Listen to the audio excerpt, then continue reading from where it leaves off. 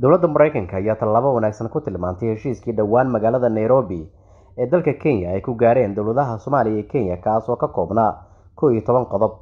War ka soo baxay safaaradda Mareykanka ee Soomaaliya ayaa lagu sheegay in muhiim ay tahay in labada dal ee deriska ah ay ka wada shaqeeyaan ammaanka labada dal si loo jabiyo argagixisada.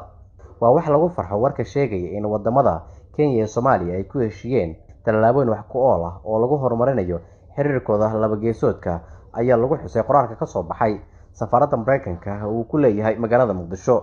Warka ka soo baxay safaaradda ayaa lagu sheegay sidoo kale in labada dowladood ee ololka ah ay kala shaqeyn doonaan danaha labada dal ee la xiriira iskaashiga iyo horumarka.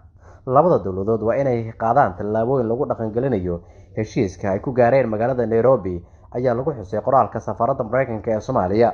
Labada madaxweyne ee Soomaaliya iyo Kenya, madaxweyne Xasan Sheekh Maxamuud iyo madaxweyne Uhuru Kenyatta ayaa waxa ay ku heshiiyeen in dib loo bilaabo dhoofinta qaadka mirowga iyo qodobo kale oo furidda xuduudaha ay ku jiraan.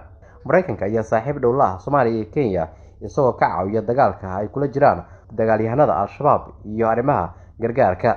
Hanad Al-Guleed, RTN, Muqdisho. Ka farxi ehelkaaga, asxaabtaada iyo qaraabadaada.